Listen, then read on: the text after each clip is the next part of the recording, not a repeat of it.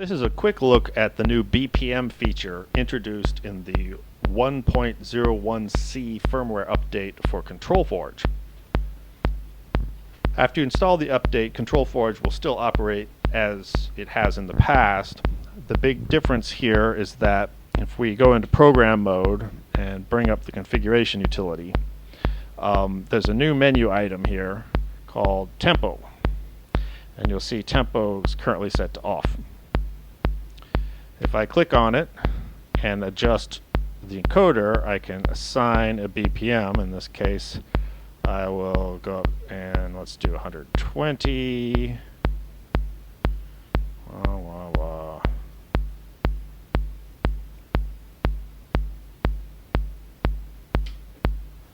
And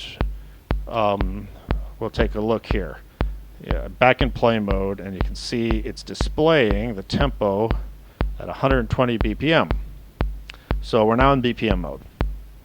Now, if we go into program, instead of seeing our familiar time expressed in seconds or parts of a second, we're now seeing note values showing up here. So before I proceed any further, let me explain what I've got going on here with the patch. Obviously, you can hear a kick drum pounding away in the background. That's just coming out of my my clock, my gate generator, which is also, of course, set to 120 BPM. And then I have Forge sending CV to a VCA to open a VCA, and then just for fun, this one is going, this negative version of the CV is going to modulate a wavetable.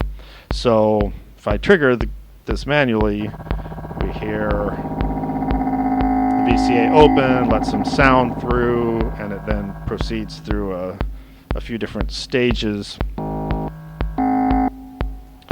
And so that's our simple configuration there.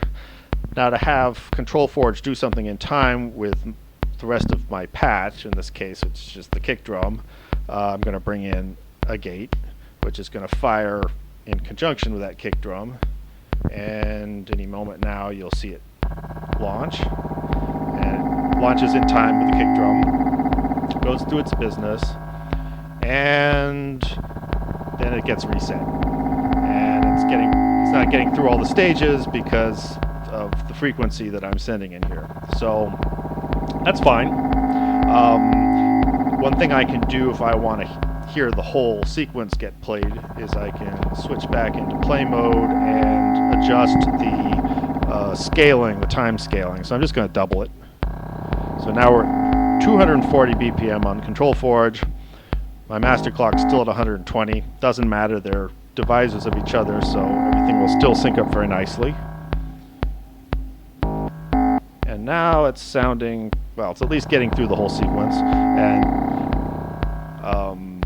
we can look a little bit further into here. So I'm back in program mode. Let's look a little closer at these stages. So the first stage, we see the display as two, which are two whole notes basically in length, but we are running at twice the speed, so it's, in terms of 120 BPM, it's really the total length of a single whole note.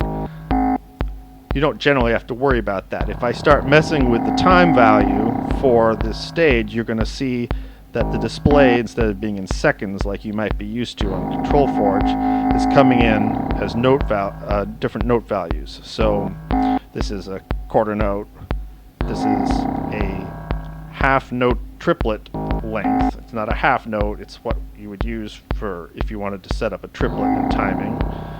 This is a dotted quarter note,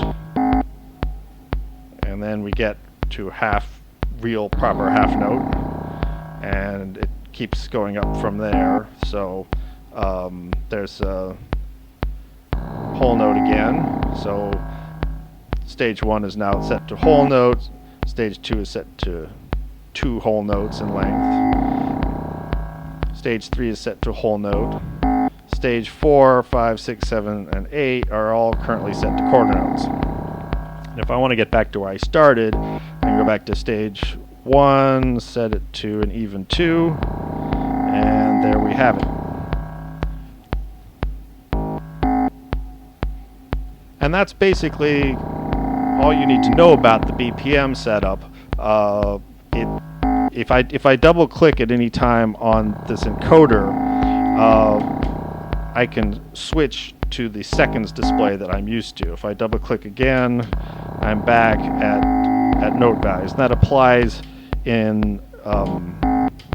applies when you're editing too. If I want to just dial in something in seconds, I can do that here. And then if I double click, you'll see that I'm at close to a half note, but you'll see there's a little tilde there that's implying that I've dialed in some value that is not exactly the half note. So if I want to fix that, I can just go do it here, or I'll put it back in this case to the 2 whole notes that it was. Right now, I'm triggering this thing as basically a one-shot sequence every couple of bars with this. So what if I instead want to let Control Forge keep running indefinitely on its own, like an LFO? Well, I can pull that out, and I'll switch back actually to 120 BPM for this, and we'll go to the last stage, and we'll set its jump mode to always at the end jump to segment 1. Alright, so if we trigger this, it's now going to do its thing slowly. It should work its way through the sequence. It's quite slow right now, and now it's starting all over by itself. Okay, great, but now we're not in sync. What do we do? Well, one thing we can do is pause the whole business, and we'll bring in a gate to start it up. Alright, and then I'm going to basically leave this jack in long enough to get it to start, and then I'm going to pull it back out again.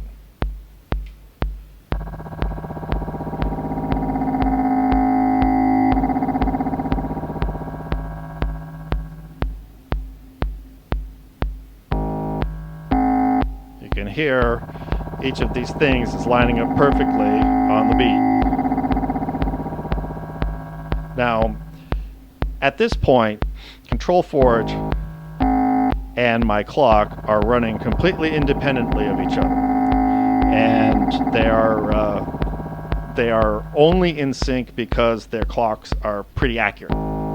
Now, I have found that after about 10 to 20 minutes, Control Forge and my clock, which is a gate storm, will actually noticeably drift apart from each other, and they'll just no longer be in sync. One way of solving that is to send in a reset, but to send it in very infrequently. So this is a patching challenge. It depends on the kind of hardware you have. But if you have a way, see, if I put this back in the way I just happen to have it configured right now, it's going to keep resetting after about stage 3, because that's the frequency that this thing's sending a pulse out.